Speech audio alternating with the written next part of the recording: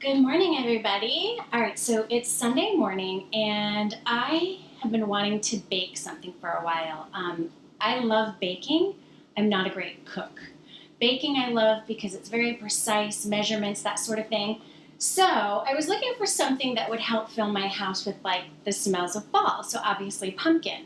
And there's this girl that I follow on Instagram, and she's under @chocolate-covered-Katie, and she has the best recipes. I've tried a couple. Well, she has one for protein pumpkin donuts with cashew frosting, right? So of course it sounded delicious to me, but I'm thinking there's no way that sounds like so much work, and I don't have a donut pan, and where do you get one? And but I was actually at Marshall's, and I got this cute little give thanks pumpkin, and then right next door, so I thought that was so cute. And then I went next door to Michael's, and I actually found a donut pan, and plus I had a 50% off coupon. So this donut pan, I think, came to $6. So I thought that was a sign that I should try this recipe. So I thought you could join me, and I wanted to just let you know that I've already kind of measured everything out to make this as efficient as possible. The oven is preheating to 350 degrees. So in here, I have the flour. It is 1 1/3 cups of all-purpose flour.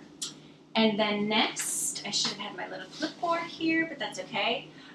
It's a half a cup of brown sugar. So I have half a cup of packed brown sugar. Dump that in. And it says combine the flour, the brown sugar, 2 teaspoons of baking soda, which I have right here. Put that aside. Oh, and protein powder, which I thought, obviously, they're protein pumpkin brownies. And Tara's Way actually happens to be one that I really enjoy. So this is their Simply Pure Whey protein powder in bourbon vanilla. And so it says 1 scoop. I like this protein powder. So I'm going to put a generous scoop in there.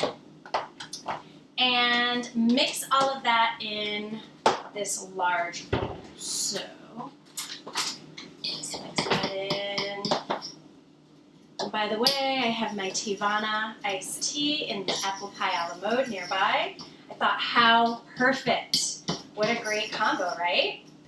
Once these come out, if they come out good. Oh, and also there's a cashew frosting that she recommends too, and it calls for a cup of cashews soaked for an hour. So I already have these soaking in a bowl right here in water. So I bought the raw cashews, a cup, and then it requires coconut oil, which I have, vanilla extract, and maple syrup. So that part's going to be fun too. But meanwhile, I want to get these pumpkin donuts in the oven. And then next it says to add in the eggs, almond milk, and pumpkin. All right, so here we go.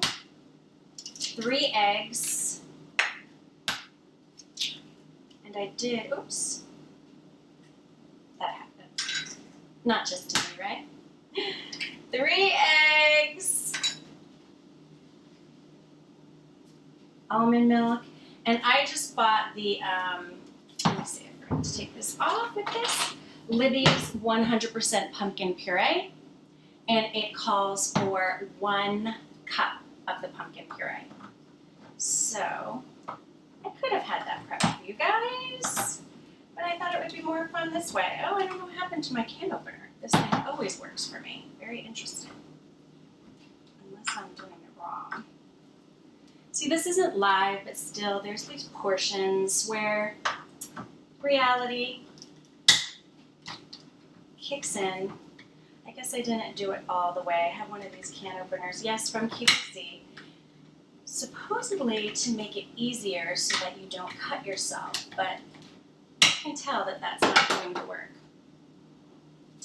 So I am going to have to bend that down. Yeah, you know, this is the way things go. Okay, and I'm going to get the almond milk, which I love. I always have almond milk in my house, for sure. So, and it only calls for, pardon me, I'm getting a paper towel. It only calls for, I want to say, 3 tablespoons of almond milk. So I'll go ahead and add that. And I have all my spices over here on the side. And this in. 1, 2. I'm so excited about this. I feel like this might be a great brunch idea. Making this and having people over for brunch and doing all of that. And stand by. I'm going to get a spatula since I messed up this can. But you know, you gotta be prepared for these things. So just a cup of the pumpkin puree. Yes, this is so exciting. I can't believe I found a donut pan and this is all happening. Very exciting. And sorry, just keep looking at my screen to make sure we are all good. That I will contend with later. I'm going to keep my spatula handy because I'm sure I'll need that.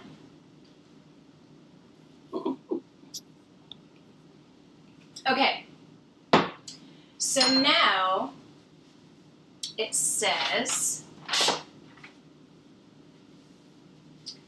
add in eggs, almond milk, and pumpkin. Stir to combine. Okay. I like that I don't need any of my mixers out. I do have a KitchenAid mixer, but I rarely use it. And it's so, I have a very tiny kitchen, and I can't leave my KitchenAid mixer out because it would just take up all of the counter space. But I don't know if you guys have seen that they have like smaller versions of the KitchenAid mixer now. The artisan mixers, I think it is. But anyway, they're like half the size of the large, and they have it in aqua. So you don't need it, but I want it. One of those situations.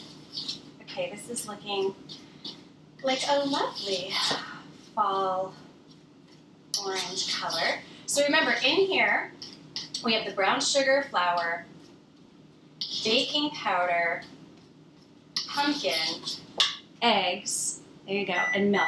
Oh, the oven's ready. Okay, so now it calls for, and let me read these out, but I will provide the recipe for all of you. It calls for a half a teaspoon of nutmeg. So I have that in my bowl, in this little bowl right here. Actually, it was a tablespoon of cinnamon, which is a lot. I don't think I've ever used a tablespoon of cinnamon in a recipe before. And then, of course, pumpkin spice, and that is 1 teaspoon. So I mixed it all in this little bowl to make it easier. And I'll dump that in there. And then it's going to be 2 tablespoons of coconut oil, which I have from Trader Joe's. In fact, it's probably easier to pour.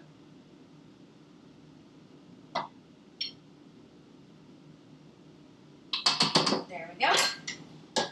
And then mix all this in. So basically from here, oops, a little mess, it's going to be add the batter to the greased donut pan. So it's very exciting. I can't wait. All right, so I'm going to put these in the pan, put them in the oven, keep you posted along the way, and hopefully we make a new yummy snack together. Okay. You guys, I'm so excited. It smells so good in my house right now. You have no idea. And these things look amazing. The timer's about to go off. I made the cashew frosting. Let me show you the texture. I probably could have got it a little smoother, but I actually don't mind that there's a little cashew clumps. It said to put it in a blender. So I did. Okay, these look amazing. I'm gonna stop this now. They look so good. I'm so excited. All right, here we go. Oh my gosh, you guys, look.